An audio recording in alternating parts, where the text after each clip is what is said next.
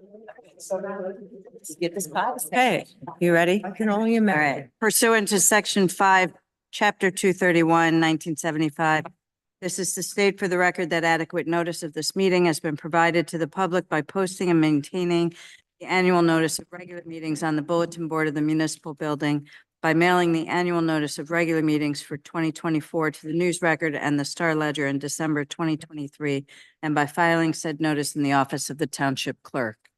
Ms. Cripe, Here. Staffis, Here. Mr. DeLuca, Dangle. Here.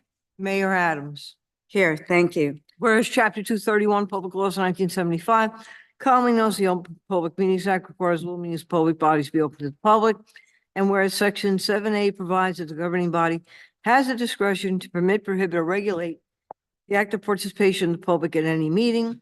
And whereas desire the governing body to comply with the provision of this act, same time to conduct its business in an orderly and expeditious manner. Now therefore be it resolved by the Township Committee, Township Maplewood, County of Essex, State of New Jersey, that it does hereby prohibit, except as set forth in a formal agenda, active participation in deliberations of the governing body by the public, except as otherwise prescribed by law, those limit the public to the observations of the actions and discussions of the governing body at all of its regular and special meetings. So moved. Second. Ms. Cripe, Yes. Mr. Daffis. Yes. Mr. DeLuca, Ms. Engel. Yes. Mayor Adams. Yes, thank you. Please rise for this Pledge of Allegiance. I pledge allegiance to the flag of the United States of America And to the republic for which it stands, one nation, under God, indivisible, with liberty and justice for all. I'd ask you to remain standing for a moment of silence for William Miranda, who is the father of Lizette Miranda, who works for the Township of Maplewood in the Finance Department.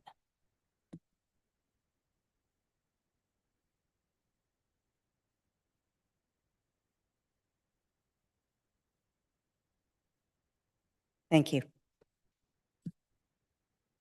Okay, so welcome to the February 20th meeting of the Maplewood Township Committee. We have no proclamations, but we'll have a long one next month instead. We have boards and committee assignments, a few appointments to the zoning board. And then public comments for agenda items only. We have one ordinance on final passage for fees for the sewer user rate for the township residents. We have no introduction of any ordinances tonight. We have reports from departments. The January budget report has been distributed to the governing body. Then we have administrative reports, township administrator, township attorney, then township clerk. Reports from elected officials tonight will be Deputy Mayor Jermaine Cripe, Committee Member DeLuca, Committee Member Daffis, Committee Member Engel, and then me. So discussion items, we have two for this evening. One is the Master Plan Implementation Subcommittee, and the second one is Mr. Daffis's Master Plan Implementation, new circulation and mobility element, and the new historic preservation element. Then we have the consent agenda with resolutions, including a resolution approving a grant by the Memorial Park Conservancy for a project in Memorial Park that they need the resolution for. So that's kind of a no-brainer when you're going for money. So we have that and some spring rake out and streetery planters that we are going to be purchasing with approval by the resolution in order to make our streeteries in Maplewood Village not only safe, but much more attractive. So with that, boards and committees for Zoning Board of Adjustment, Ms. Pritzen. Yes, Mayor, appointing Richard Lundy, board member through 12/31/2027, Sean Conrad, board member through 12/31/2027, and Larry Seltzer as alternate number 1 through 12/31/2025. I'll move those assignments. Does anyone? Second. Any comments on it from anyone? Yep. No? Ms. Kreip, Yes. Mr. Daffis. Yes. Mr. DeLuca, Yes. Ms. Engel. Yes. Mayor Adams. Yes, thank you.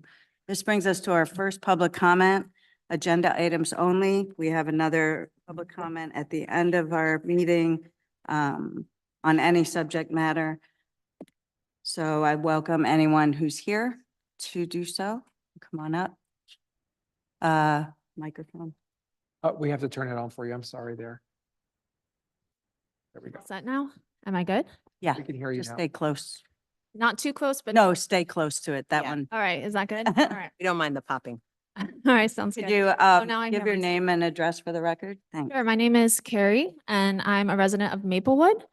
Wanted to read a quick statement from Soma Collective for Palestine. Soma Collective for Palestine is a diverse coalition including many Jewish, Palestinian, and Muslim members.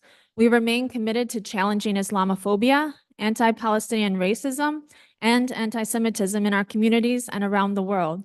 Soma Collective for Palestine has never sought to silence free speech or threaten people exercising their right to peaceful public protest. We ask the same consideration from our neighbors. We call for an end to the violence in Gaza, the liberation of all hostages, and justice for Palestine. And now I'd like to read a statement from myself. One moment. I'm speaking for myself and not representing any group.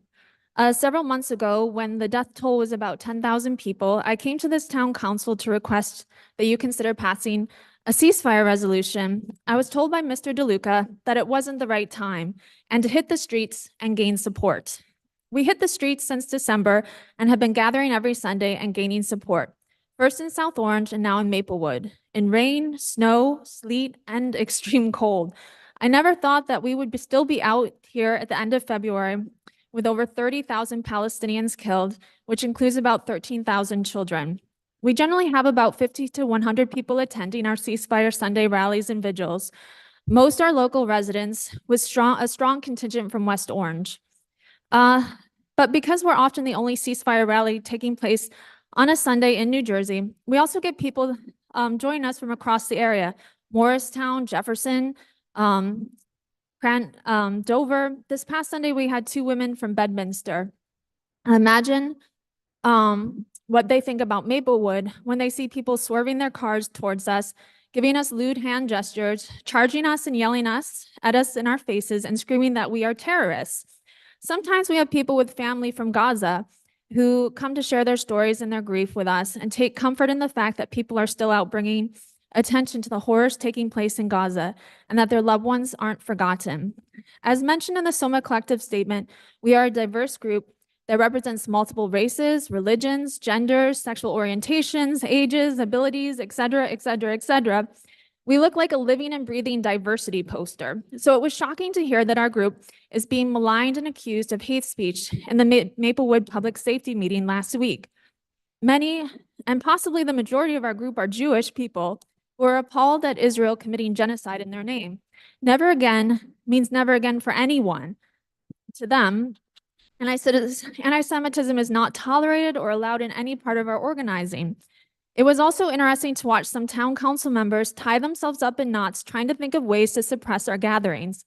Globally, it is recognized that what is happening is a genocide, and following through with these methods of intimidation, suppression, and even your silence is complicity with genocide.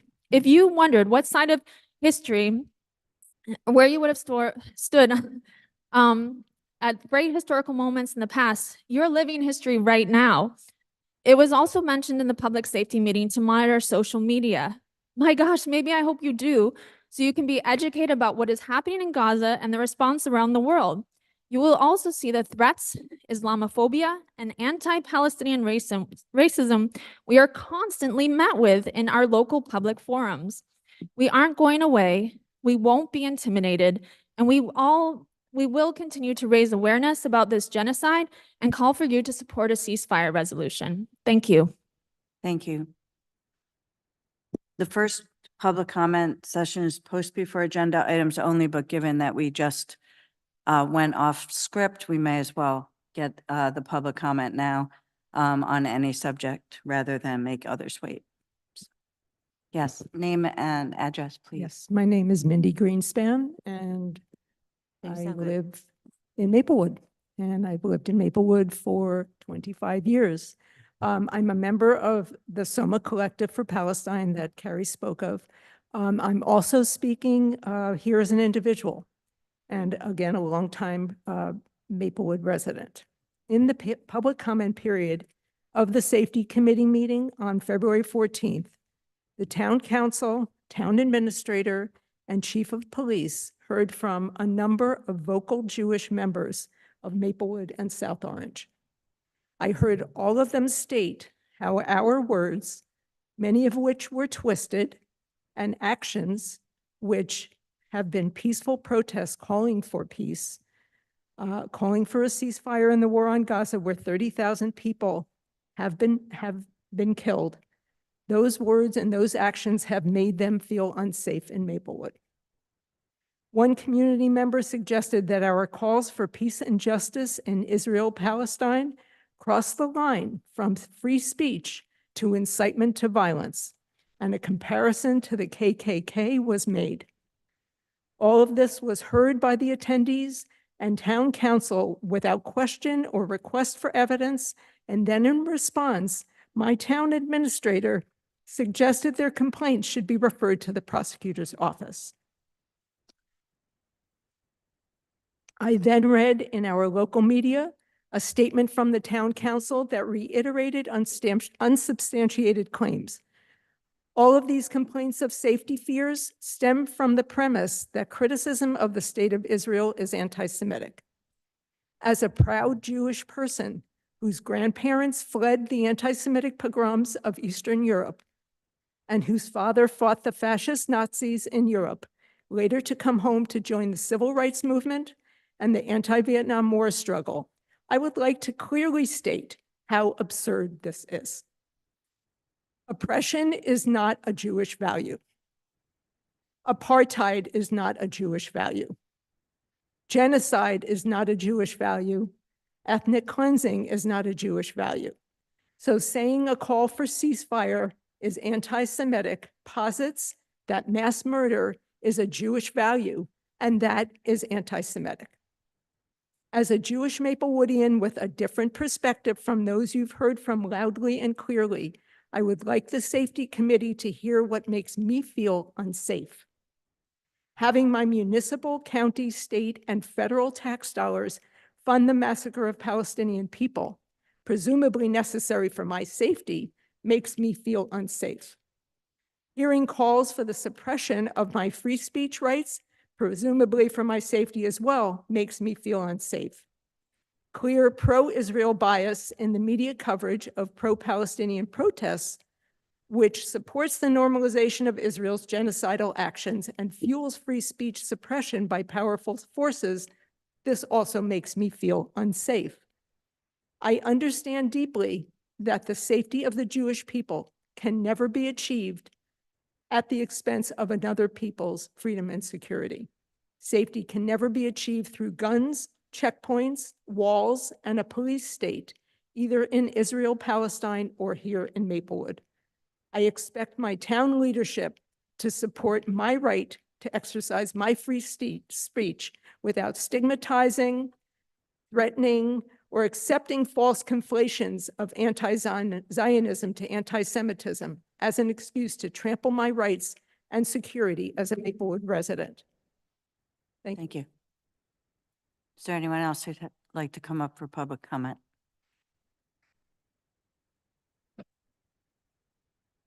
State your name and address, and you have about 3 minutes to speak. Good evening. My name's Jessica Miller, and I live at 87 Hickson Place. I'm a resident of Hickson Place, and my home faces Ritzer Field. I have serious concerns about the plan for artificial turf.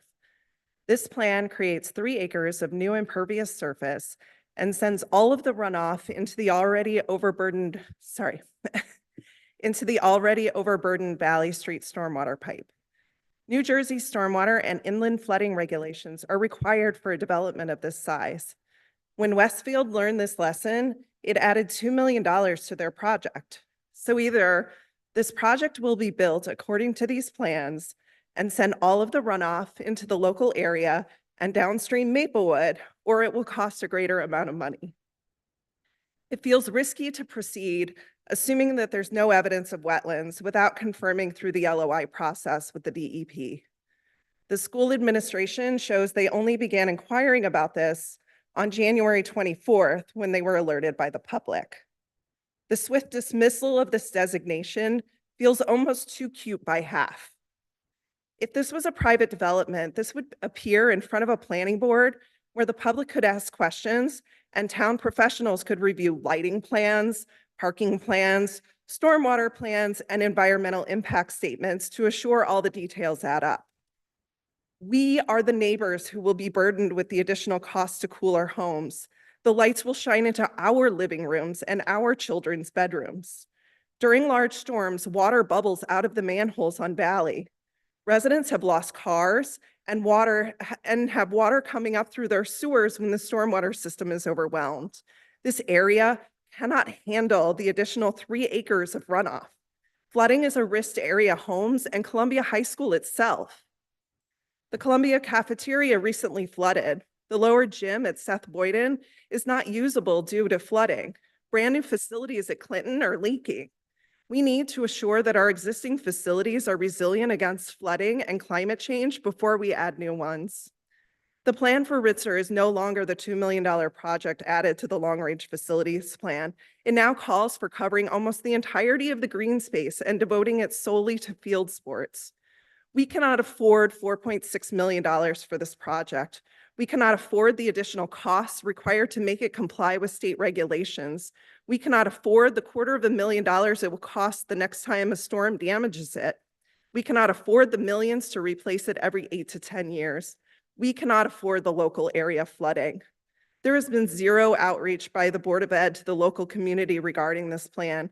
We are here to ask Maplewood Board of School Estimate leaders to reject this untenable plan and deny the funding for it. Thank you. Thank you.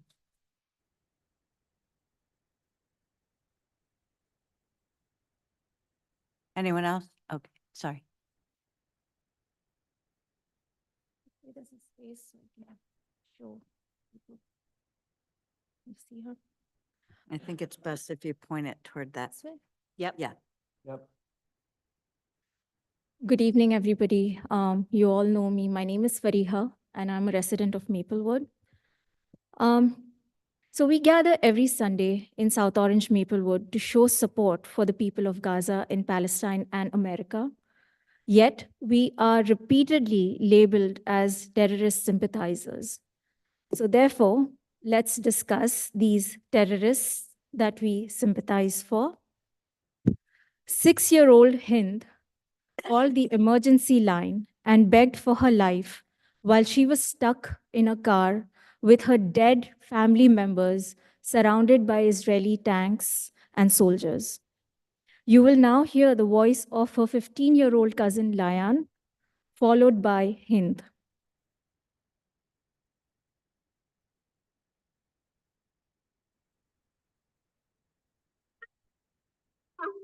الو مرحبا.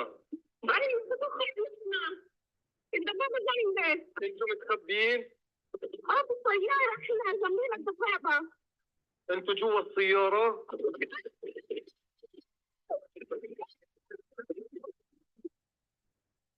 الو الو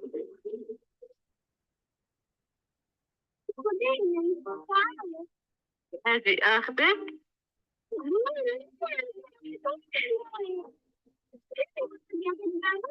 حبيبتي طيب ما انا يا حبيبتي رح اجي اخذك هلا عمو من الهلال عماله عم بنصك عشان احنا نقدر نجي ناخذك حواليكي في ضرب رصاص خديني يا حبيبتي والله بدي اخذك بس مش بايدي هلا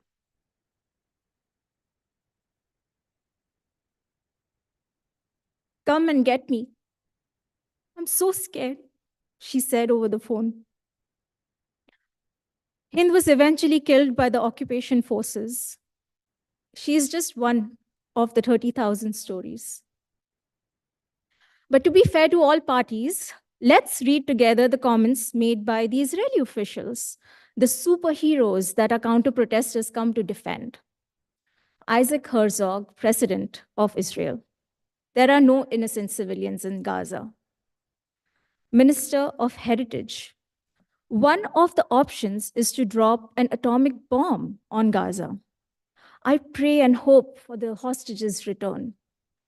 But there is also a price in war. Minister of Education. Those are animals. They have no right to exist. I'm not debating the way it will happen, but they need to be exterminated. There are many more such genocidal statements, and I can go on and on.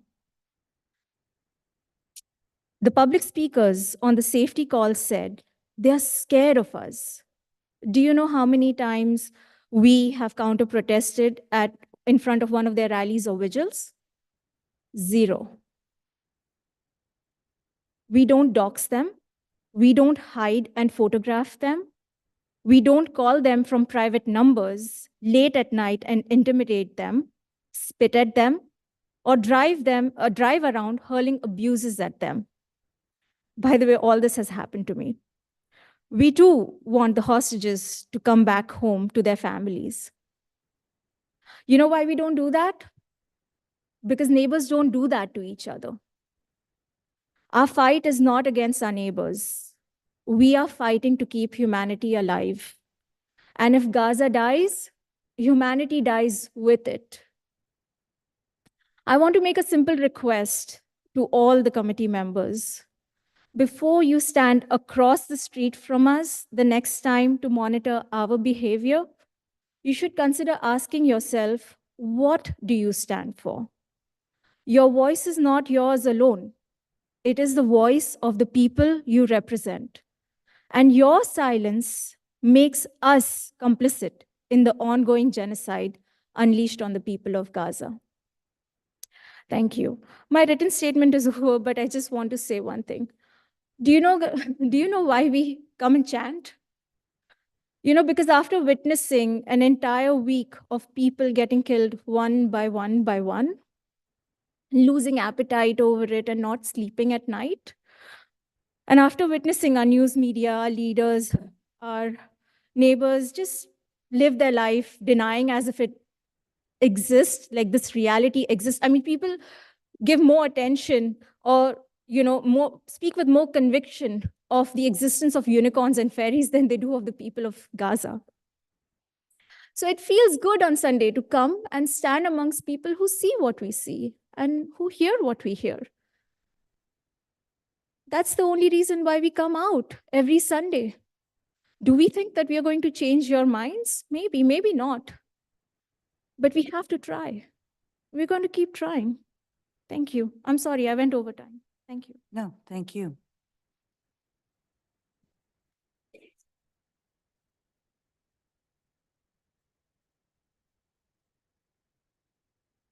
Would anyone else who's in person, like to speak at public comment?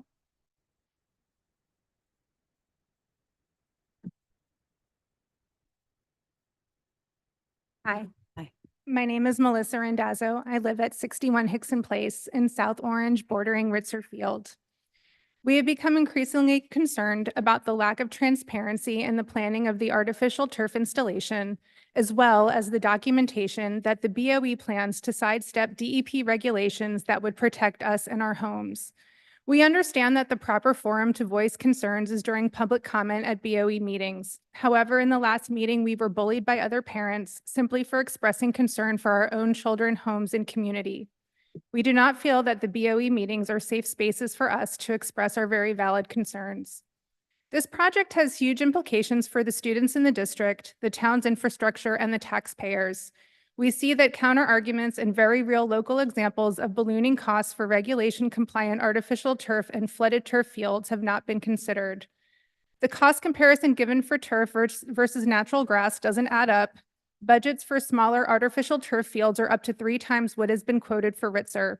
This seems to be a boondoggle in the making. Please consider us residents who will bear the brunt of this project with not only higher taxes, but increased risk of catastrophic floods, increased costs to cool our homes, disturbances from lights, noise, traffic, and not to mention major health risks of living and breathing PFAS. Thank you. Thank you.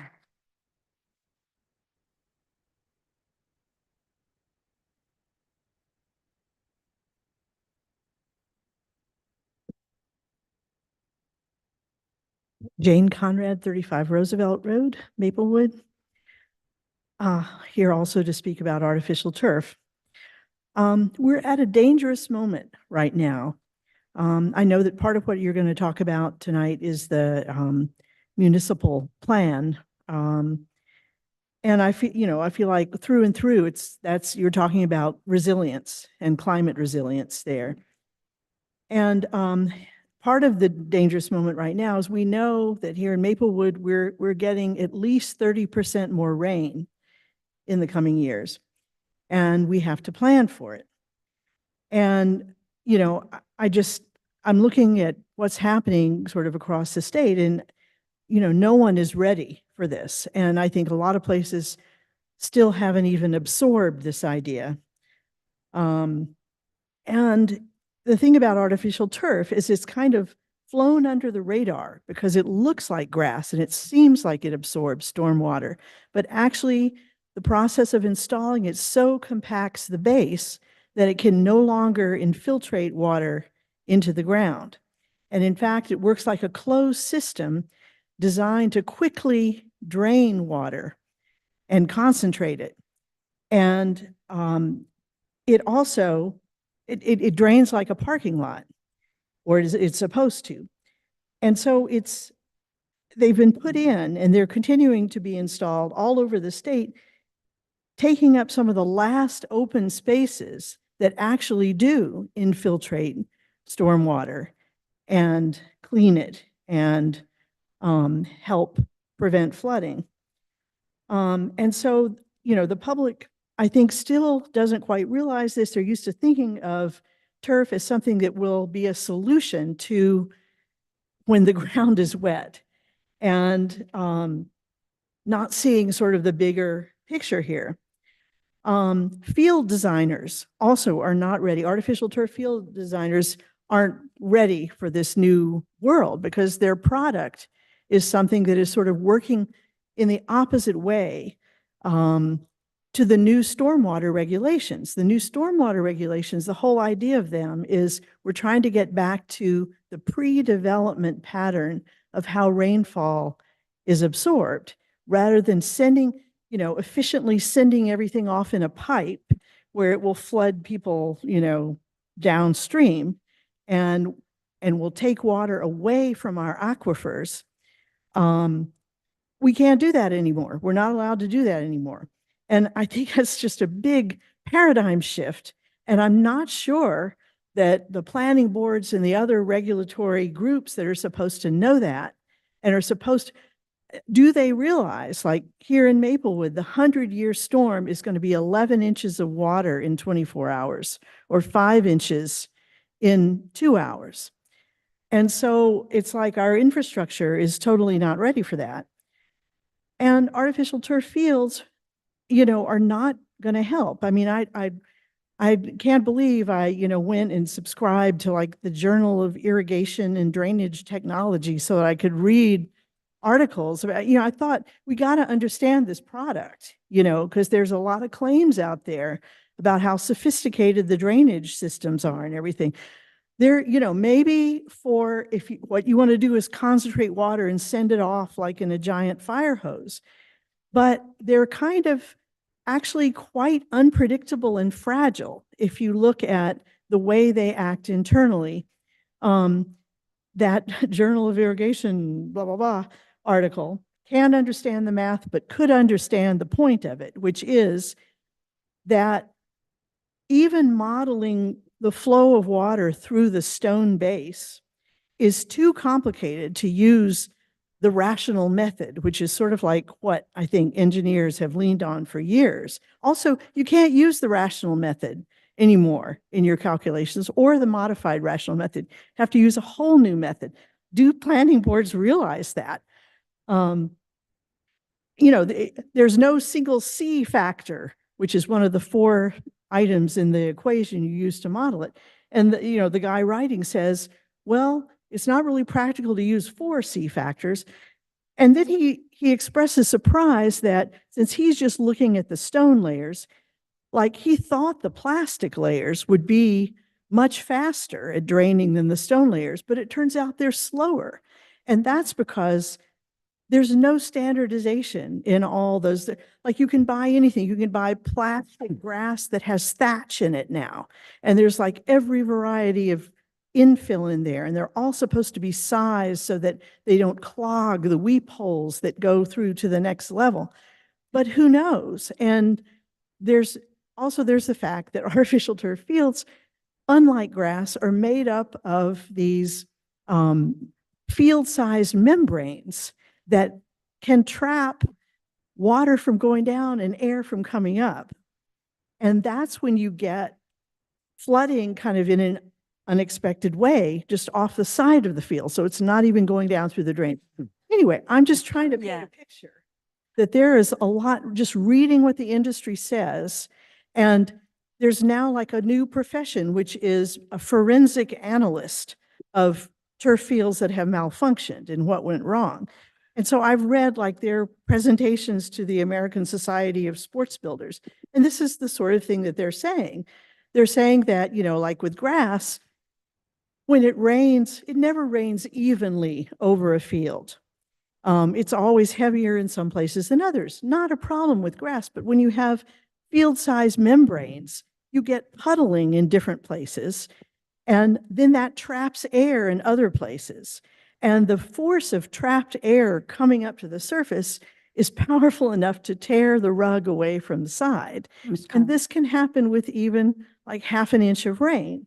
Ms. Conrad, I know you Sorry, I'm can. talking too much. I'm sorry, I didn't want to interrupt such Yeah. emotional, public comment before. And so I was, less strict than All right. we normally am, but That's I enough. think it Okay. wrap it up though. Yeah. Thank you for letting me bring this up. It's all incredibly interesting and complex for sure. Thank you. And does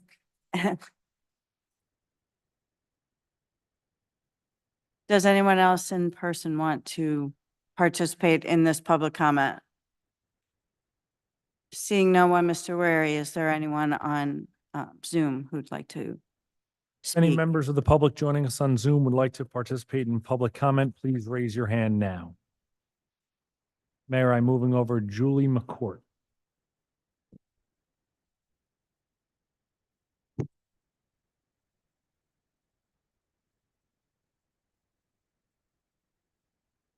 Ms. McCourt, welcome to public comment. You may unmute yourself and can address the committee.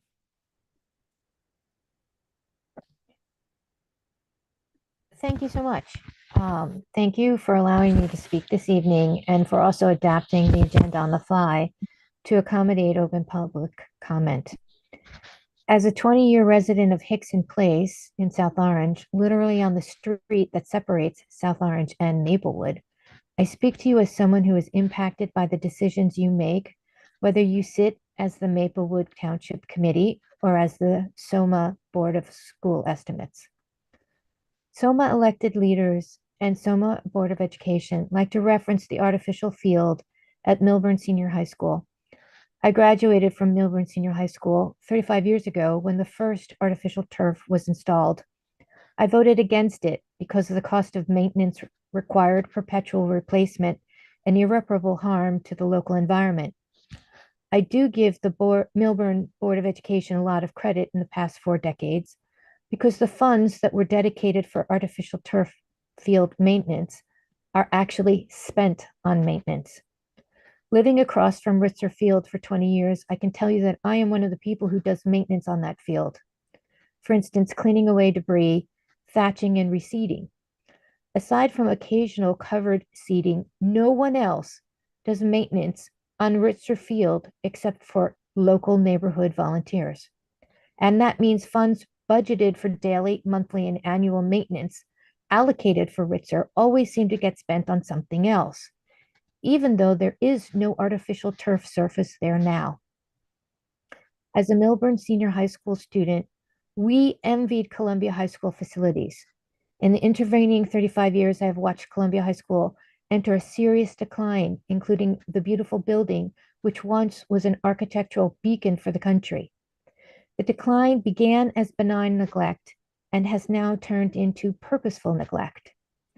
Additionally, I have the weather wall of doom leading down to our basement, where every storm that caused flooding at my home is listed, including 4 storms of the century between 2005 and 2023.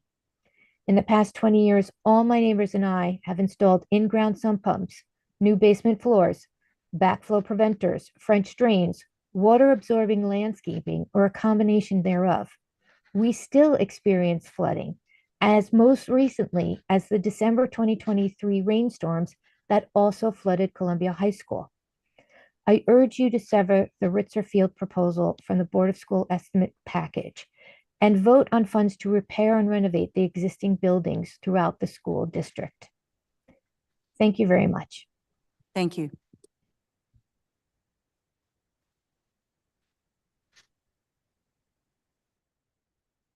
I'm now promoting Khadijah Coasley White.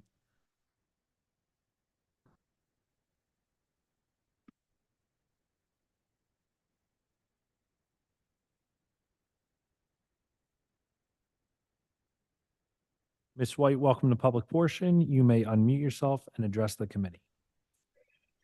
Hi, thank you. I'm not on camera just because I'm putting my baby to sleep, so I'm sorry about that.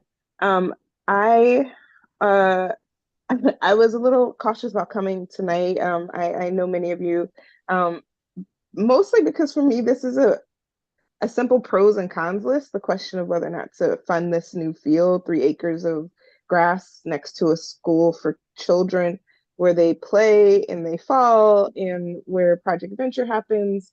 To me, it's like a really simple no-brainer to not move forward with funding this, but because the wheels of power in our towns is moving towards this, I know I don't understand this calculation. When I make a simple pros and cons list, I know political math is different, but for me, on the side of like cons is like you lose green space, which provides mental health benefits for kids. You have toxicity. There's millions and millions of dollars, not just upfront costs, but over like changing this every 8 to 10 years. So we're talking taxes. The flooding has already been discussed, the increased frequency of 100-year storms. And like, to me, like grass is needed to breathe. Plastic is literally poison. This is considered impermeable ground. So like basically you might as well take out paradise and put up a parking lot. Like it's bad pop song territory. As we discussed, taking out 3 acres of grass and putting in this really expensive field. And on the pro list, when I'm looking at cons versus pros, the pro list seems to be like a handful of athletes in terms of, and when I say handful, I mean in terms of the population of Columbia High School, a handful of athletes not having a few missed games or practices. Like when I really try to understand this debate, that seems to be what it comes down to. We don't want some kids to miss practices or have some missed games when it rains or snows. So we should spend millions and millions of dollars of future money and current money and take out like the entire ecosystem next to the high school. I think it's a simple calculation. And this isn't even necessary. The girls and boys can share the fields that we have already spent millions of dollars on. They just don't want to. When I was pushing to save the high school pool, BOE members told me that their calculation on making decisions was based on, is this a want or a need? And it feels very, very clear that like, since children have been playing on grass for the last 100 years in Columbia High School, that this is not a need, it's a want. And professional athletes are literally suing for the opportunity to play on grass at the time that our Board of Ed is considering like putting in plastic. It doesn't even make sense in terms of where we are at this current moment in athletics. But you guys all know this already, so I guess I'm showing up to say, like, as a Maplewood resident for the last decade or so, this is important to me as a Columbia High School graduate. I think that we have to consider the needs of the kids, not just who are athletes, but the needs of the kids who have lunch on that field, who play on that field for PE, like who go to that school. It can't just be about what athletes say. We're not that kind of town. Like we're not like some backdoor place where like football is king. Like we're a place that it respects all sorts of students and all sorts of gifts. So the last thing I'm just gonna say is like, if you do feel like you look at the same pros and cons list and you make the calculation that for financial sense, for economic sense, for climate change, for the future of our towns, that you won't vote and support this, I hope you all have a plan in place if the BOE decides to move ahead against whatever decision you come up with. Because I think, you know, Montclair has already made it clear that, you know, they're not going to just allow the BOE to make decisions for the entire towns where the public doesn't get to respond or vote or kind of figure out, do we want to kind of poison the water coming through our town? Do we want our children in over the next 15, 20, 30, 40, 100 years to be playing on plastic? So I hope you all have a plan in place to not just, you know, make this decision that I hope you make, but that if the BOE decides to proceed, that you can protect all of us residents. So that's it. And thank you for the time. I appreciate it. Thank you. I am now moving over Kevin Mangini.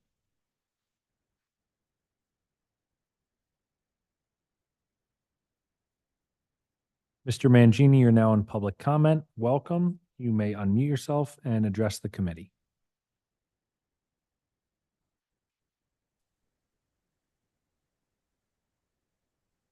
Good evening, everyone, and thank you for the opportunity to speak today. My name is Kevin Mangini, and I'm here with my wife, April McKenzie. We live at Hickson Place, directly across from Ritter Field, and we live with our sports-obsessed 10-year-old daughter. We are all for advocating for quality fields in the area for our daughter and her peers to play on, and we want equal access and priority status with boys as well. April and I grew up playing sports, and we recognize the importance of it. And yet we oppose the artificial turf at Ritzer Field. The environmental toll of the turf, the higher cooling bills, the chemical runoff concerns. There's a lot that has been discussed here, and it's something that demands attention. We can't move forward and protect our children like this and their health like this. So ignoring the need for stormwater plan in this wetlands area, it invites flooding. A risk intensified by recent weather. We have had to invest heavily to reinforce our basement based on recent rain events. The project's cost also diverts funds from necessary school upgrades like the ADA compliant facilities and classrooms, increasing taxpayer strain. We just urge the board to reject this turf plan, invest in enhancing all the green spaces and for safe, sustainable fields for all the kids. Thank you for considering our position and appreciate the time. Thank you.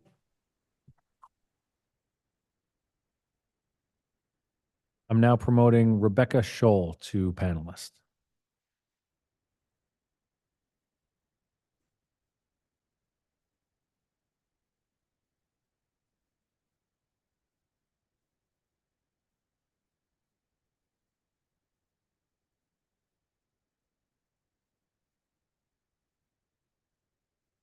Are they coming?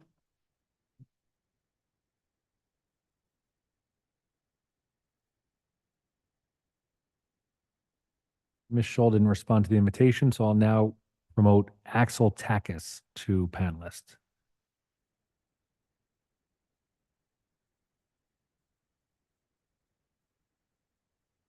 Mr. Takis, welcome to public portion. You may unmute yourself and address the committee. Good evening. My name is Axel, and I live in the Hilton neighborhood of Maplewood, 1 Franklin Avenue.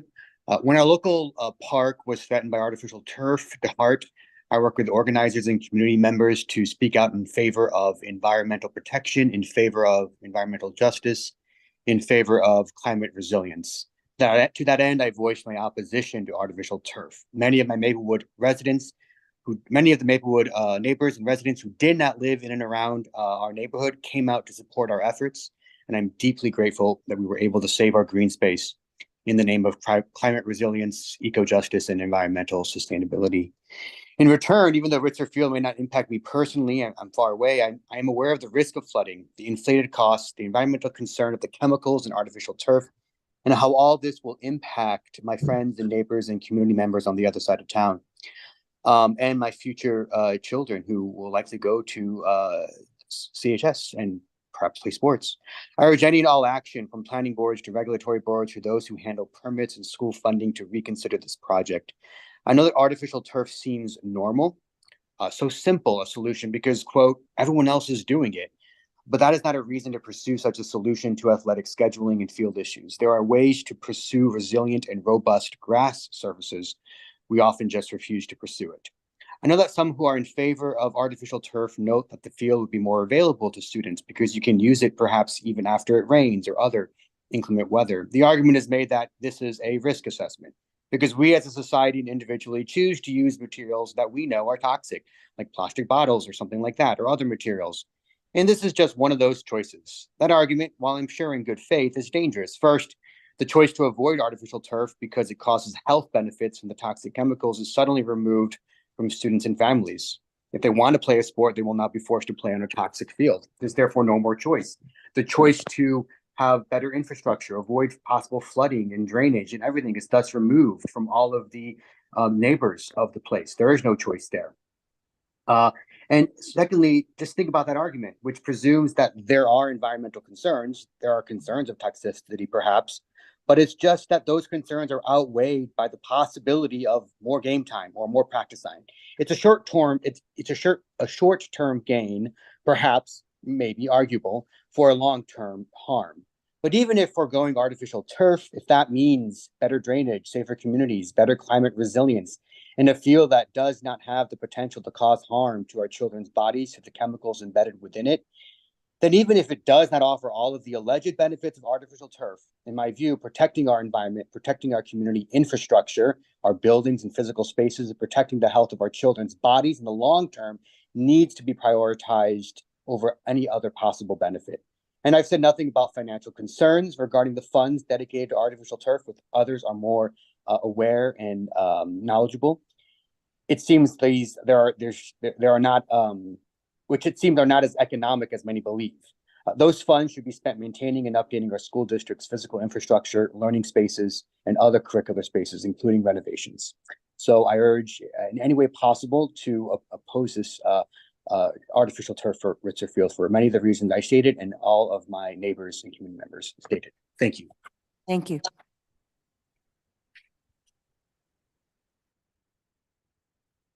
Now promoting Jason Wagner, two panelists.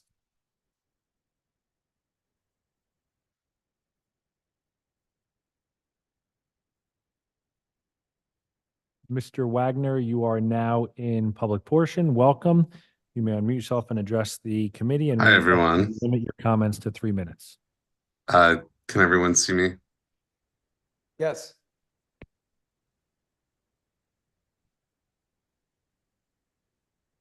Can I be heard? I'm sorry. Yes, we can see you.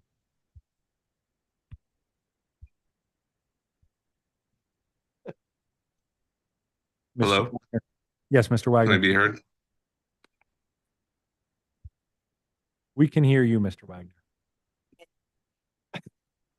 All right. We can hear you and we can see Can you. someone confirm that I am heard? Oh, maybe he can't hear us. He can't hear us. Okay, let me chat to him. Can someone say? Yes. Okay. Thank you. Nice. Sorry for that. Good evening, everyone. Thank you to the board. I know presiding over a contentious issue like this is honestly unpleasant for everyone. So I'd like to thank you for your time, consideration, and focus on what we have to say. There are a lot of constituents to consider in this matter. As a resident of Hickson Place, the street that borders the field of CHS, I find it interesting that our block unanimously is opposed to the artificial turfs, while those further away from the field, who will not bear the consequences of the field's implementation, are most vocal. It's not lost on me that those who are most vocal are a vocal minority who live up the hill in bigger houses, higher incomes, and more time to fight for suburban vanity projects like this one than those of us who worry more about the environment our children will grow in rather than their outside chance of a random sports scholarship. And I hear the concerns of the marching band kids. I personally was a marching band kid. I was the band captain of my marching band for 4 years in the South, which was a different element than up here. But marching on artificial turf was extremely different than marching on grass. And I understand that perhaps our CHS marching band hasn't had to march on turf as much as grass, but it's basically like marching on asphalt, which is, as all of you can imagine, is extremely tough, especially in the uniforms. So I would suggest to the CH marching band team to relish the time that they get to march on grass, because it's infinitely better than marching on turf.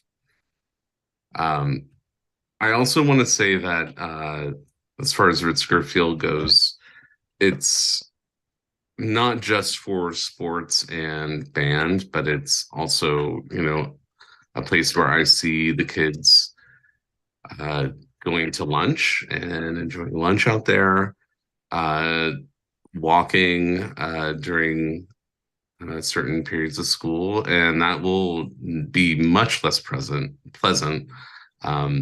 when that is turf. It will be hot. It will be just a very different environment, and I hope that we can keep it grass for not only the immediate neighborhood, but also for the kids that are at CHS. Thank you. Thank you.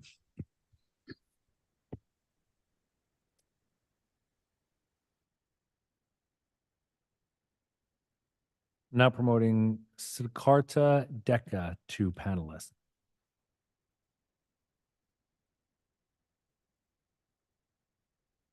I have a timer.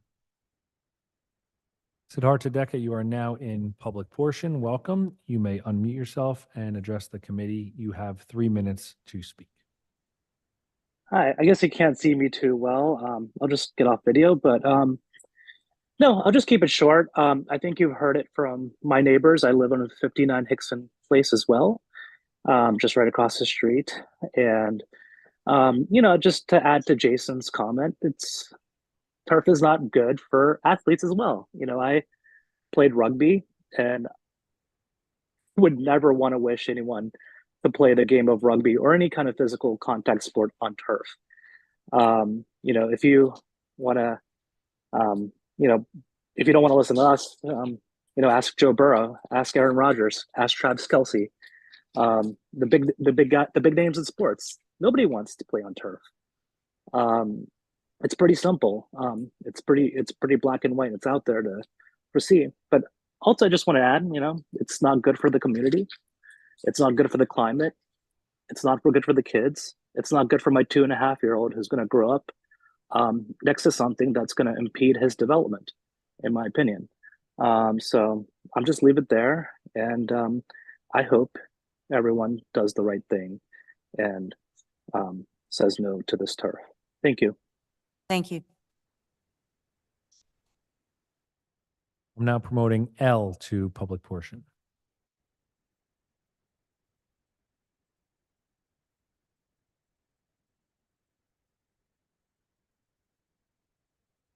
Welcome, L. You may unmute yourself and address the committee.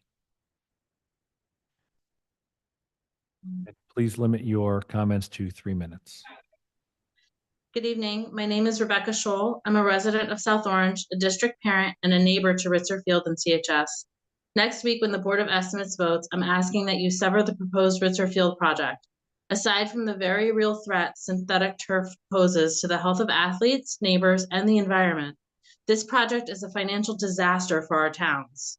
The current estimated cost of removing the natural grass on Ritzer Field and replacing it with plastic is $4.5 million. The cost and magnitude of this project has already doubled since the original proposal, and work has not yet begun. I don't believe the current estimates include water mitigation costs or comply with state regulations. I've heard claims that our natural grass fields are embarrassing to some athletes and their families. Everyone in our towns should be embarrassed by the accusation that Columbia's female athletes are not being given the same field time as male athletes. How absurd that an AstroTurf field is being offered as the only solution to this gender inequity. The BOE and town leadership should instead be asking who is making these inequitable decisions and why they've been allowed to continue. Soma residents frequently claim that they're most proud of our community's shared progressive values. Are these really the same people who are pressuring town leadership to fund this environmental travesty and ignore gender inequity in the high school? Talk about embarrassing. At next week's Board of Estimates meeting, please consider that any votes to move forward with turfing Ritzer would be putting the health of our students, community, and town financials in jeopardy. Thank you. Thank you. Do we have anyone else, Mr. We Mayor? have one more You said person, that. Mayor. You said that. Now promoting David Herman to public comment.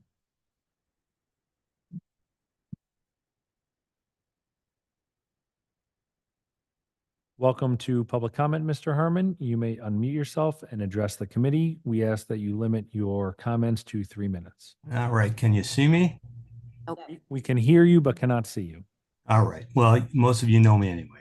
So thank you for taking time. I jumped on at the last minute, but everybody knows where I stand here. I'm 100% for the field.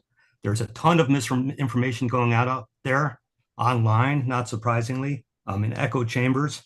I want to set a few things straight. One, there's zero evidence that AstroTurf, artificial turf, causes any negative health impact to kids or adults. This is not an unknown issue that we need to study. We've had turf fields for 60 years, generations of young kids growing up playing on turf fields, playing in high school, playing in college, and becoming professional athletes and living to ripe old ages, millions, without anybody ever getting sick, not a single proven case. I asked in an online forum today, does anybody have a case? Somebody presented a 2014 case that's totally been debunked by some coach in Washington. Department of Health in Washington studied it. They said there was absolutely no connection to turf, right?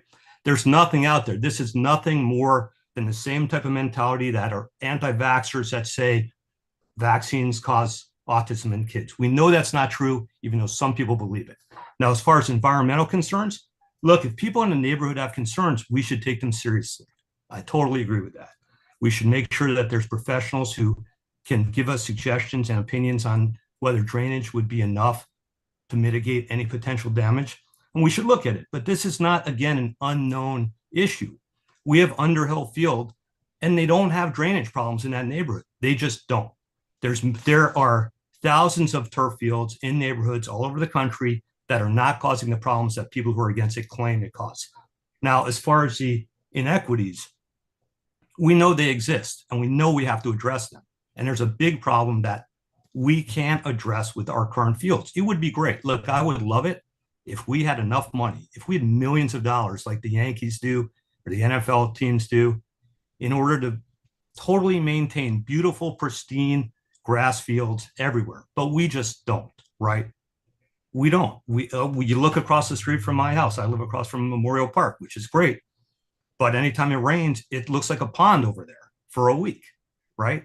And, you know, it's great that it is what it is, but you can't play on it.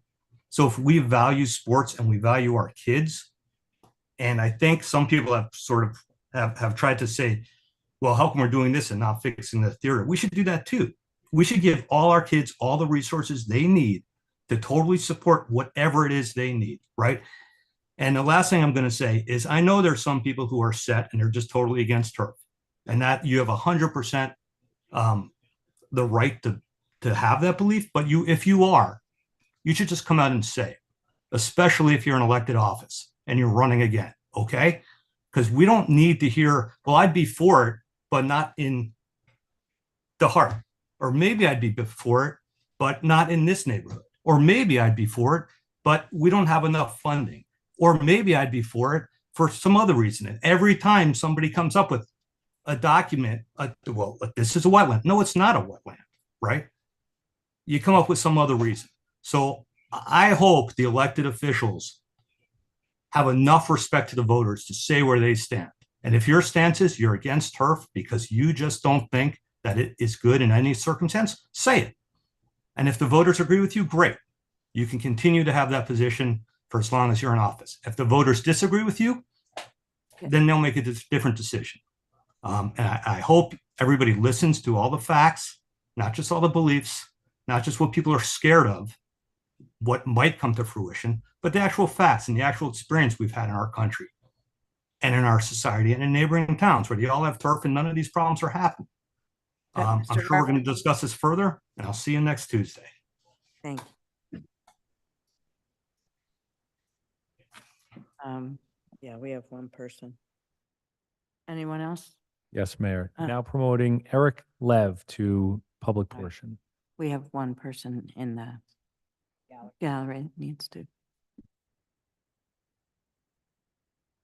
Mr. Lev, you're now in public portion. Welcome. You may unmute yourself and address the committee. And please. Hello, can you hear me, committee? We can hear you. Please limit your comments to 3 minutes. Thank you. You got it.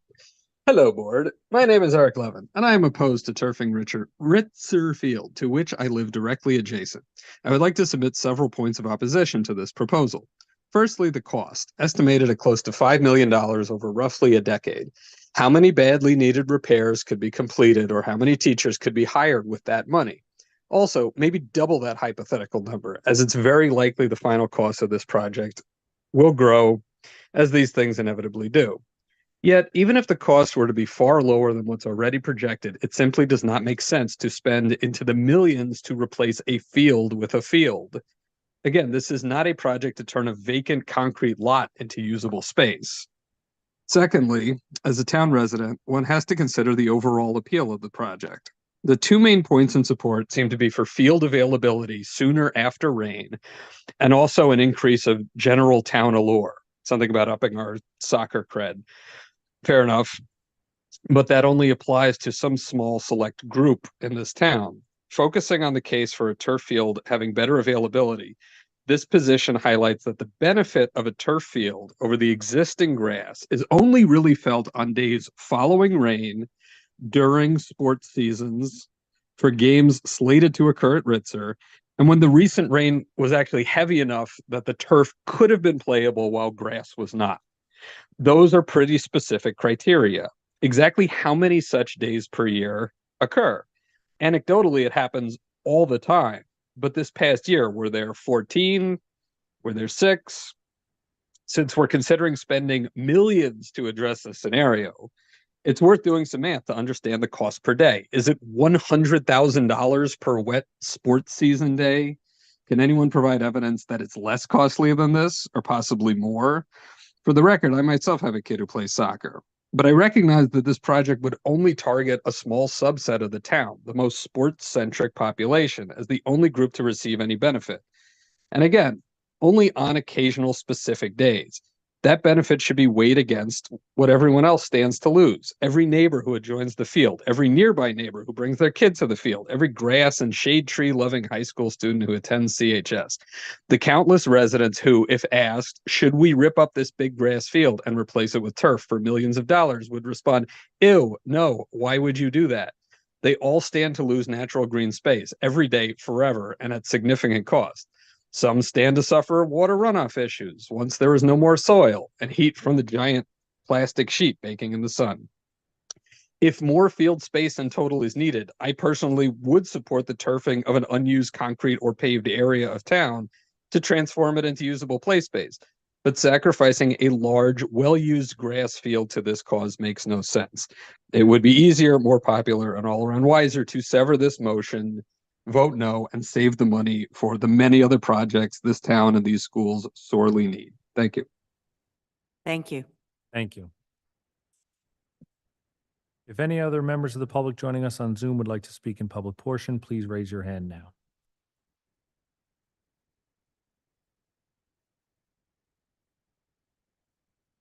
I see no other hands on Zoom, Mayor.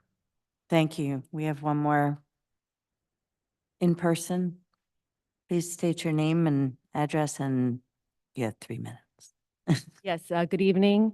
My name is Erendira Kisela. I live in Maplewood, just on Roosevelt Street, Road rather.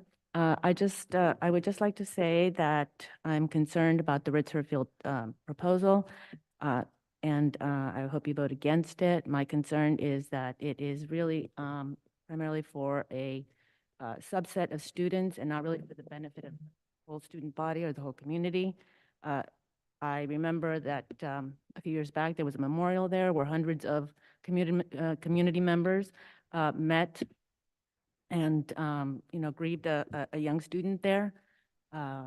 Also, so that we would not be able to do such things on a, big piece of plastic. You can't really sort of have a big community gathering there.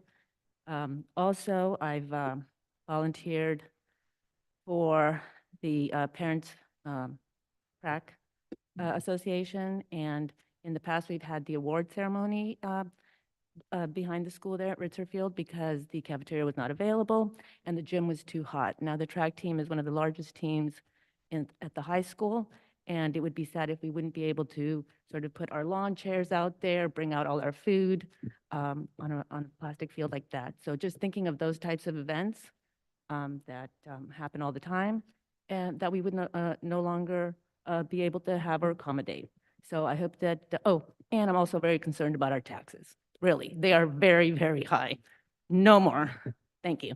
Thank Good you. evening. Thank you very much. Is there anyone else from the public who would like to speak?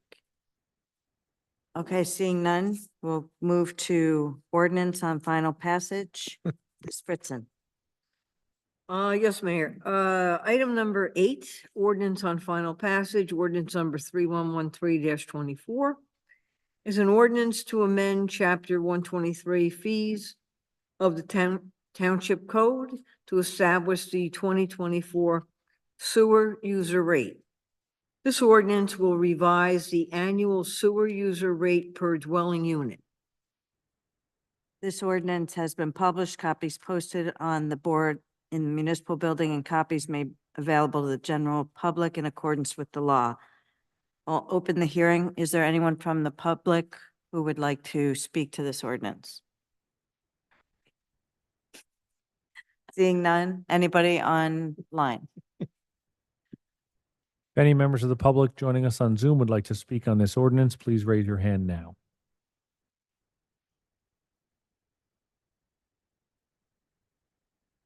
I see no hands, Mayor. Thank you. Any comments or questions by the Township Committee? All right, then I move this ordinance be adopted as a whole. The clerk be directed to publish the same as a passed ordinance in the Maplewood South Orange News Record law.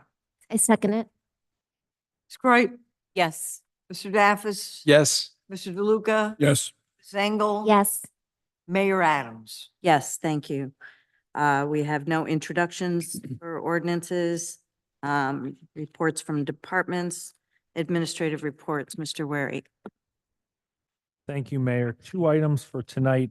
First, related to Resolution 100-24. That's a rejection of the bids for the Woodland Door Project. We had gone out to bid to replace the 12 doors at the Woodland. We had one bidder return with a total bid of $469,000. This was the same single bidder that we received the first time we went out to bid, and that time we rejected all bids. This resolution would reject the bids again as it is above our engineer's estimate for the project. We've now rejected bids twice, and local public contracts law allows us to directly negotiate for these services. So I've directed our engineer to begin direct negotiations with this bidder to see if there are any opportunities for cost savings here, which we would then bring back before the Township Committee. And should the engineer not be able to negotiate any lower rates, I've asked for him to prepare a memo for myself and the Township Committee outlining other options available to us for replacing those doors. Everybody recognizes that the doors are in a great state of disrepair. Right. There's no question on that, and we need to find a suitable way for making those replacements. And in our opinion, this bid at almost $500,000 isn't suitable.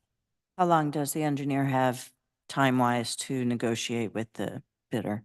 Local public contracts law doesn't put a timeline on it, but I would think, within 30 days we'll have, and hopefully sooner, but no more than 30 days, we'll have a good idea, or we should have a final on if we are able to negotiate this down any further. Yeah, I would try to do it faster than We will. that, if Yeah. possible. We also talked about discussing options too.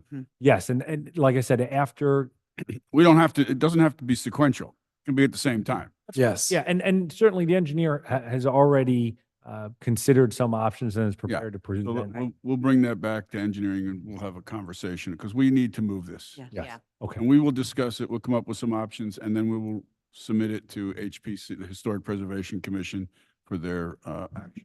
Okay, good. And the second item, somewhat related to the resolution for the disposal of vegetative waste 93-24, that's related to spring rakeout. And the engineer and I recommend to the Township Committee that we reduce the number of spring rakeout collection days this year from 5, which we have done previously, to 3. So previously we had done 5 collections over 6 weeks. If accepted, we would now do 3 collections over 4 weeks. And this is similar to what we had done in the fall, winter of last year, where we reduced the number of leaf collections, which actually worked out very well. One, it was well received by the public, but a bigger impact was that we ended up collecting less leaves because people were more inclined to mulch leaves on their property. And 2, it required a lot less of our labor, a lot less equipment, a lot less driving around town in trucks and loaders. And so that would be the same goal to have with this spring rakeout. And in conjunction with reducing the number of collections that we have, we would also make known to the public ways that they can reduce the amount that they would rake out. So, and there's similar practices, mulching on your property, composting some of the vegetative material that you collect instead of putting it out for collection. The engineer has gone through and calculated cost savings, and right now when we run our program, it requires 8 to 10 employees dedicated over that 6-week period. Doing a cost savings calculation just on the 8 employees and cutting it back 2 weeks, we'd save about $56,000. So it's substantial savings as well. So I recommend to the Township Committee that we cut our spring rakeout collections from 5 times over 6 weeks to 3 times over 4 weeks. And communication that will have to be pretty robust since it be a change. A lot of times people are, and we agreed, I believe we discussed starting the pickup period later as well. It would start later and it would end at the same time. So Right. as proposed with 3 collections, it would start April 24th and the last collection would be May 17th. And so we have a good amount of time between now and April 24th to do messaging on what residents can do with that vegetative waste instead of putting it to the curb. Right. Any questions for Mr. Wary? Yeah, I just want to be clear about the savings of 56,000. We don't actually save the money. Those employees are doing other work. Yes, that's right. That's right. Okay. It's opportunity cost. Yeah. Anyone else? Nope. So I move we agree to the schedule. Yeah, it's in the consent agenda, right? No. No, there's no. Oh, it's not. No, that's It's the pickup. somewhat related to Oh, the that's resolution the that's on spring regarding resolution. the My collective bad. collection of vegetative waste, but no, this is completely Got separate. it. And this So- doesn't require any resolution. This would be just an administrative action. Yeah, I think, is anyone opposed to that? Great. Faster schedule? Okay, cool. So you have everybody's support on. That is my report. Thank you, Mayor. Anybody have Are any? you talking at all about the streeteries resolution? I can, sure. Yeah, let's So do it once on tonight's agenda is a resolution to purchase planters for the streeteries. That's resolution 104-24. And we had gone through this at length in our engineering and public works meeting. Our engineer had proposed what could be our streeteries, and this is all in an effort to ensure safety of our streeteries, but also improve on the look, the aesthetic of the streeteries from last year, where last year was very safe with those tall plastic water-filled barriers, but it was not aesthetically pleasing. And so what's proposed this year is that we create a wooden platform for each of these streeteries that could be constructed by our DPW staff. And one, it gives you a nicer platform to sit on, but two, it would also bring the streetery up to curb height, so there's not a drop from the sidewalk down into the street, which can sometimes be difficult to navigate on some of these streeteries. So you would have more of a level surface from the sidewalk out onto the platform. And what this resolution does is it would purchase concrete planters to go around that wooden platform. And they are large concrete planters. They look very appealing. We can plant, plants on the top of them. Our DPW would take care of that. And they are large enough and substantial enough in size and weight in that they offer protection from the traffic on Maplewood Avenue. And so the proposal is for each streetery to have 4 of those large concrete planters. 2 of them would be 4 foot wide, 2 of them would be 6 foot wide. So this purchases those planters. We are purchasing tonight by resolution.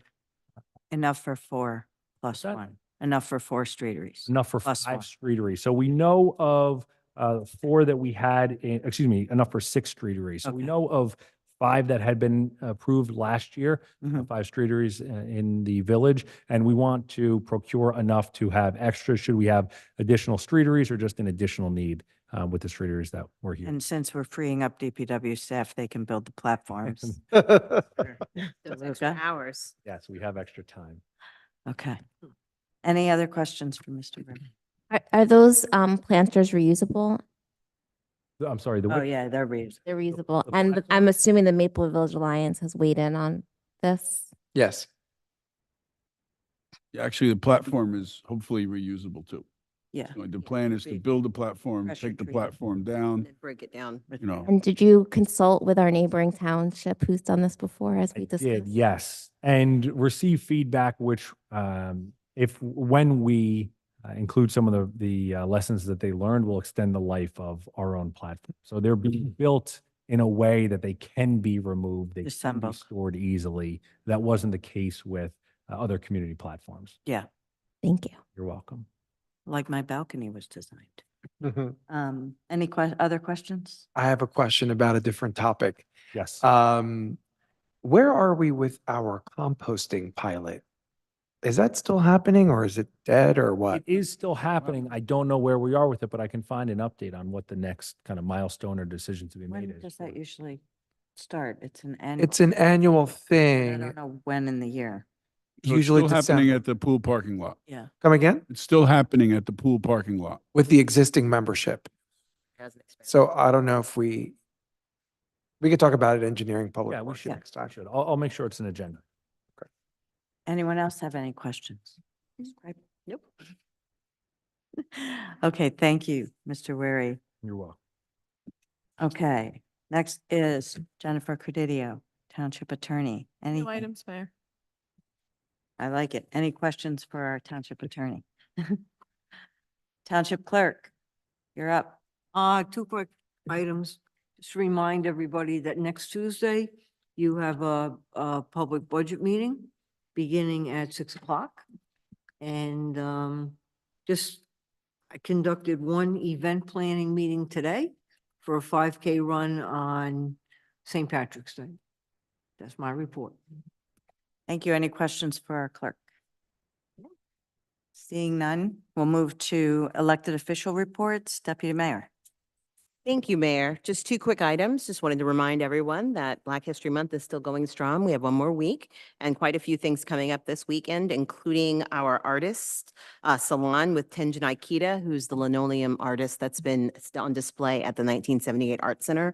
If you weren't able to make any of the events that happened prior to that or the conversations with him, the jazz night is happening on the 25th, and that's the last one. So if you missed the first one, too bad for you, but there's another one. So come to that. And if you have any questions about what other Black History Month offerings we have, you go to maplewood.artsandculture.org/MBHM. And we should plug the event on Thursday night Absolutely. at the Bergdorf. At the Bergdorf, we are having, there's so many things. Queer The Newark. Queer Newark discussion, which I was leaving for you since you are. Oh, go for it. No, you do it. You take it. Okay. A part of that. And then finally for folks that are considering a lot of the comments and things that were made today about many events and many different things we disagree on, this doesn't happen without volunteers. So please, if you have not, and if you have time, even something as simple as a few hours a week or a few hours a month, we would love to have you volunteer to be on one of our committees, standing or advisory boards. So please head to the township website for more information. Thank you. Any questions from my colleagues for Deputy Mayor Cripe? Okay. Committee Member DeLuca. I have no report, but I do have one comment. Since I won't be on at the Board of School Estimate, I want to urge all of the Maplewood people to vote for the turf. I respect all the comments. But I think that, I voted for this in 2019 because I thought it was the right thing to do. I still think it's the right thing to do. I think it has ramifications for the entire town of our recreation field. So I know you'll all be able to express your opinions next week, but I just wanted to express mine tonight. So. Okay, any questions for Committee Member DeLuca? No, who's next? Committee Member Daffis. Oh, hi there. Hi. I don't have a report either. I do have a discussion item, so I'll save it for that. Don't forget about Thursday night, though. Oh, right. Thursday night. So yes, we have several events coming for Black History Month, including a nice panel discussion on Thursday night at the Bergdorf. It's free and available to everyone. Pre-registration is not required. And it's going to be a nice discussion. We always talk about intersectionality. And Thursday night's panel is exactly about that. There's a new book that came out recently that was published called Queer Newark, and it spotlights some of the original activists in the LGBTQ plus equality space, including some well-known neighbors and friends of ours, like Gary Paul Wright in South Orange, who's on the cover of the book, and he's on the panel as well. So come on out and support our neighbor and coming out for a great discussion. Thank you. Any questions for Committee Member Daffis? Nope. Committee Member Engel. Thank you, Mayor. I have no report, but I will relay what our health officer sent to us about. On February 29th is the Birthing Justice free screening event at SOPAC with the Community Coalition on Race. And there will be a follow-up discussion on March 9th, a panel from 1 to 3 at the Woodland Parlor, which talks about the same issue. And then the New Jersey Hospital Association has a free online course on reducing implicit bias in maternal child health. And maternal health is a key priority for the New Jersey Healthcare Quality Institute. And that is part of the Mayor's Wellness Campaign, which our Mayor Adams is doing. So that is my report. Thank you. Thank you. Any questions for Committee Member Engel? Okay, I just have a couple of things. Women's History Month starts next month for March. And at the March 5th meeting, we will be doing our extra long proclamation because we have a previous. That's right. We're going to take a moment or a few moments to recognize women who have served in elected office in Maplewood and South Orange over the last couple decades. Also, I wanted to remind people we will be getting this information out soon, like this week, for our first community meeting for the movie theater redevelopment area, which is the 29th of February, same night at the Woodland. And we will be having a second one on March 14th. So we urge everyone who wants to give their opinion on what happens and what the redevelopment plan will permit and give direction to the Township Committee on that. Please come out and give your input right now on the 29th at 7 p.m. We settled on, yes. And that's all I have. Any questions for me? Mayor, is that going out to the public yet? Has there It been a is flyer? tomorrow. What's that? It's going out tonight? Oh, excellent. Okay, great. It'll be going out. 'Cause we all want to share it so we can get a lot of people there. Yeah, totally. And it'll also need to go out to administration, make sure that goes out on SMS text as well. And I'll circulate it to the MVA as well. Yeah, it'd be great if they could circulate it. Okay, that's all I have.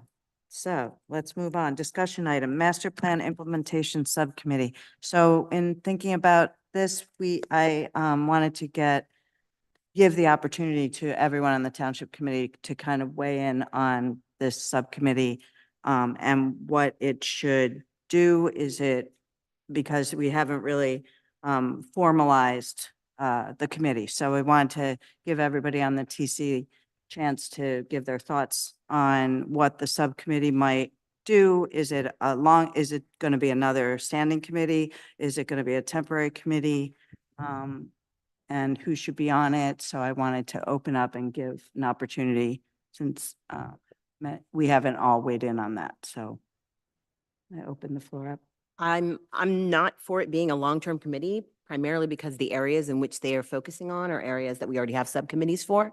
However, have them create some kind of document that these committees can use as they're planning out their agendas and things that they want to see happen in the township, keeping in mind specific aspects of the master plan that we've said are important to us, needs to be developed. Because the master plan is weighty, it's meaty, but there can be, if you're looking at, say, for example, environmental concerns, having a list of, okay, these are some environmental concerns that are listed as top priorities, because it is hard to get through the document. Yeah. So I think having that committee there to create that kind of thing, or to be, I don't know what to say, advisory board again, because we've got a lot of them. But a group of people that can put something together that says, hey, while you're doing this kind of planning, don't forget X, Y, Z. So basically, I'm hearing you say, go through the whole master plan and then kind of Bring it down to assign digestible something that the committee here's can the use. document for engineering, planning, and public works. These are things the master plan directs. Code, same thing. Same thing. Okay, that sounds good. I mean, I don't know. How does everybody think of that? Well, I stole Mr. Wary's hard copy of the master plan. So if possible, if we can all have copies, because it's hard, I find it hard to read online. But I guess I kind of sat through this a little bit in South Orange. So I guess my question is, when we're looking at the master plan, we have to prioritize what things we want to focus on and what policies and what we want to be doing. So it feels like the master plan implementation subcommittee should be able to start wading through it and help us figure out what the priorities are. That should go back to the TC. But I do worry that it's a little insular. Like, I don't know who's on it. I've never been part of any of the master plan stuff. I know from the environmental advisory committee aspect that they've been really asking to be part of it, because there is so much about the environment in our master plan. It'll be great for them to have representation.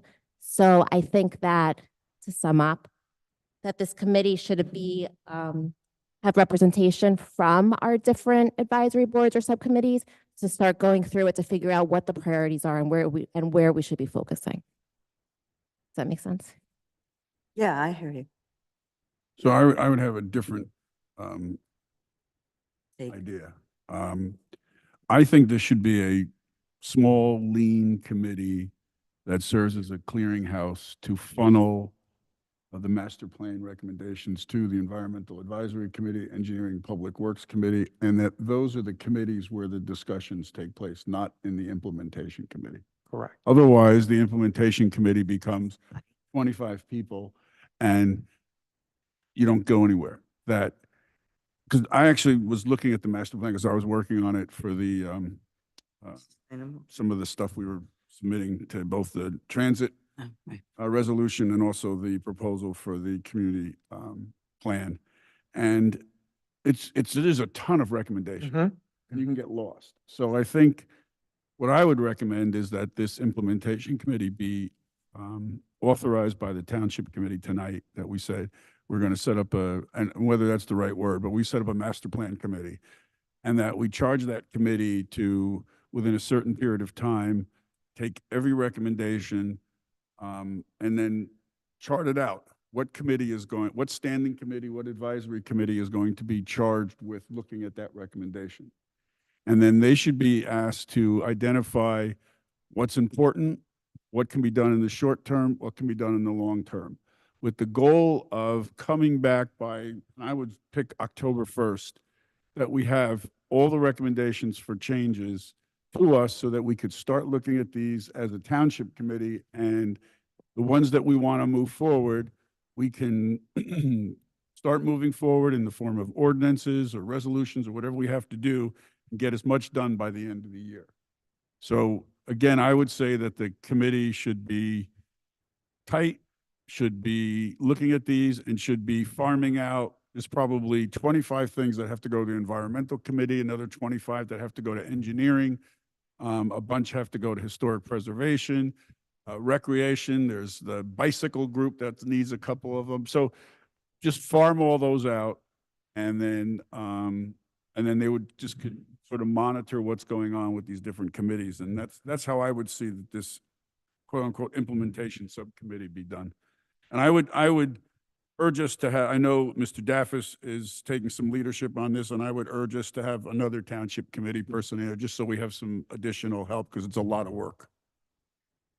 Okay, I agree with that. I like the idea of it being a committee and with the planning board chair and a couple PC members, and then I don't think you have a couple other planning board members on it. So it's a half a dozen people who can sit and go through it and decide where certain things go, and then prioritize each, like for whatever, for zoning or for code, and then get it to those committees. And I don't think those committee, I don't know, I think it's kind of aggressive to have it by the end of the year, but maybe, we might, if you guys, if the committee sifts it down. I think we can meet that earlier. Yeah. But I'll say my part when you're all Yeah, done. yeah. Yep. So, I like that idea. What, do we have anyone on the TC who would be willing to? We should just see what Mr. Daffis has got to say. Oh, I'm You sorry. haven't weighed in. I'm so I sorry. haven't. So that's exactly where we are right now, with the exception of having a second TC member on the committee. It's a small, tight working group, we're calling it. We can call it a subcommittee. We can call it whatever you want. I also agree it should not be permanent. It should be something that helps us sift through all the recommendations. The plan does prioritize already its own recommendations, and it sets them out according to the big ticket items based on community feedback, two of which are part of my next topic. And it prioritizes them based on low-hanging fruit, low cost or no cost, all the way up to things that are longer, multiple year projects that may cost more money. So we have already met 3 times, this little group, and I did announce its membership at the last township committee meeting, but I respect and honor the idea of having an official vote to deputize, if you wish, the working group and charge us accordingly. But it's myself as the chair, it's our planning board chair, and it's the 2 people who were the leads in the steering committee during the whole planning process for 1.5 years. And there are 2 people on the planning board, one of whom is a planner and has a lot of experience having prepared master plans for that's what she does. And it's an all-female plus me committee, so that's pretty cool. And it's also diverse. So it's a very tight group, and the way we see it is exactly as some suggestions have been made, meaning that we would funnel each subject area to the respective other committees, like circulation, for instance, which is a big priority in the plan and takes up a huge part of the plan. It was a big part of public comment during the 1.5 years that we did it. It will also be funneled through engineering, public works, and planning, through some of the other working groups that are out there, the bike lanes people, the traffic calming, like all of these things are happening already like this, and we want to be cohesive about it, I think. On the historic preservation element, that was a huge part of public comment, and we are already looking into adopting ordinances and other things that the master plan recommends in code committee. So a lot of these things are in place. I do think that we could prepare such a document, such a summary, way before October, because we have really dove in already. We've had 3 really substantive meetings. And we could prepare that earlier than October, so that, because a few of these things are already in motion. Yeah. Let me just clarify. The October is not for you to prepare the document. It's for those committees that you assign it to get back information. Oh, I see. I see. I missed that part. Yeah, so you would Yeah. probably get stuff done to them in April. Right. Then they would have 6 months Understood. to work on it and then report back. Understood. Each committee would have that date. Thank you for the clarification. I appreciate it, because I missed that part. Okay. Yeah. So may I move on to the next one, since Well, Mr. DeLuca had We need an- discussion of another TC member. You want to diversify it sexually by putting you on it? I'm willing to do it. I didn't know if you wanted to do it. I'm willing to do it. Refer to Michael. welcome aboard. Thank you. Another meeting. Okay. Do we need a motion or anything? Okay, I'll move that. Do we want to summarize it or just? I move that we formalize the subcommittee chaired by Mr. Daffis, joined by Ms. Engel, and to have information to the correct subcommittees and other organizations like HPC and EAC and all those other. And special improvement districts, things like that. Right. Yep. Mayor, is Okay, it going to be a resolution or just a vote? I don't know. You tell me, you guys. Let's just make it a motion. We'll just vote, Second. formalize it that way. Second. Second. Call? All right, Yes. Mr. Daffis? Yes. Mr. DeLuca? Yes. Ms. Engel? Yes. Mayor Adams? Yes. Mr. Daffis. Right. So, 2 big focus areas of the master plan that we adopted in August, our new master plan, are about these 2 items on the discussion agenda this evening: circulation and mobility, and historic preservation. The master plan recommends that we engage in new elements for each one of these categories. Circulation and mobility is pretty broad. It covers safer pedestrian crossings, safe routes to school, vehicular mobility. It covers traffic calming. In other words, all the things that we hear about all the time from our residents. And the historic preservation element is much more of a narrow focus, of course, but this could be very, very helpful to us as we, for instance, in code committee, explore a demo ordinance or some changes to construction and land use and zoning, because we would also have a new historic preservation element to guide us and provide some objective criteria and guidelines. So the plan recommends that we really, really get going on these 2 areas. In particular, they were part of the majority of the feedback that we received from the community and the public. And the working group asked me to come back to the governing body to ask for 2 things. To first kind of get your temperature as to whether or not you would authorize us to engage in this manner. And secondly, to ask a few questions as it relates to any related budget and consulting. In my opinion, I think we can probably use existing consultants, at least on the circulation and mobility element. Dynamic traffic is already on contract.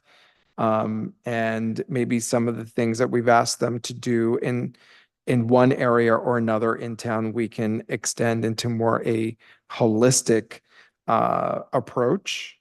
We would have to find out what that costs and if we're going to have any set aside in our budget for that, for the 2024 budget. And then the historic preservation element, we would have to think about how we go about there. The working group recommends going back to BFJ and soliciting a proposal from them. They worked with our commission very closely.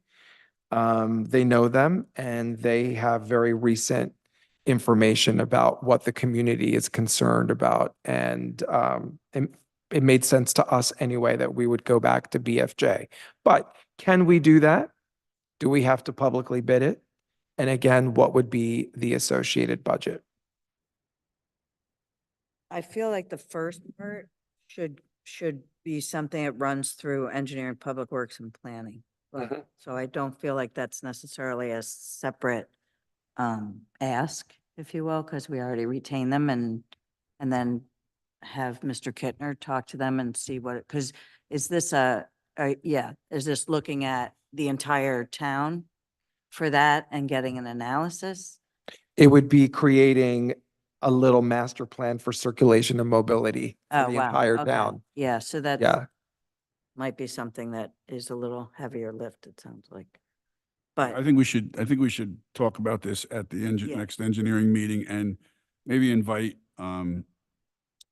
dynamic. John McCormick from Dynamic to come and just talk about his experience in creating one of these elements and what it would take, both cost-wise and time-wise. Okay. And tomorrow night, the Historic Preservation Commission's meeting, and I can bring this to them and get their sense as to, their thoughts on moving forward. Again, what they're thinking, because they would be a big part of this and have to. Of course. So, let me run this by them because they would have to own this to make this happen. Yeah, because there's no subcommittee other than the HPC. Right, right.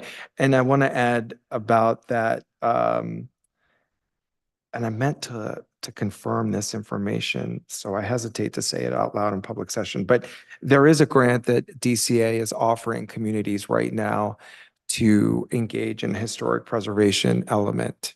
And it's a lot of money. And I think the deadline is April 18th, but I need to confirm that. It is sometime in April and it's quick. It's coming up really quickly. Okay. So I will get back to everyone about that. I have a related question to Mr. Weary about this. As we're meeting next week to talk about our budget, we should talk about, and if you could help us, whether we could put a block of money in the budget for master plan implementation and what that would mean. And this way I'd rather we get would the have free it money. in there and then we can draw down from Yeah, it we can as still- as things come up. Because other committees are going to want assistance too. So Yeah. if you could help us, you don't have to answer now, but No, that's fine. give us an answer next week, how we could do that. And we had a line set up in last year's budget to pay for a portion of the master plan. And so we could continue that line in this year's budget at some level. And there's a nominal amount of money in the HPC budget every year. 3,000. Yeah, Mhm. very Yeah, little. we're talking, you're gonna. Too bad we can't just take all the 10 years they haven't used it. Then you have 30 grand right there. Okay, yeah. Okay, thank you, Mr. Daffis. Any other comments on that? Or we can move along. Okay, we have the consent agenda. Can I get a I motion? move the consent agenda. Second. Ms. Fritzen? Ms. Wright, Yes. Mr. Daffis, Yes. Mr. DeLuca, Yes. Ms. Engel. Yes. Mayor Adams. Yes. Now we come to our next public comment. Should I make this agenda items only? The first one wasn't. Seeing no one, I guess we should open it up to on Zoom, Mr. Wary. If any members of the public joining us on Zoom would like to speak in public comment, please raise your hand now.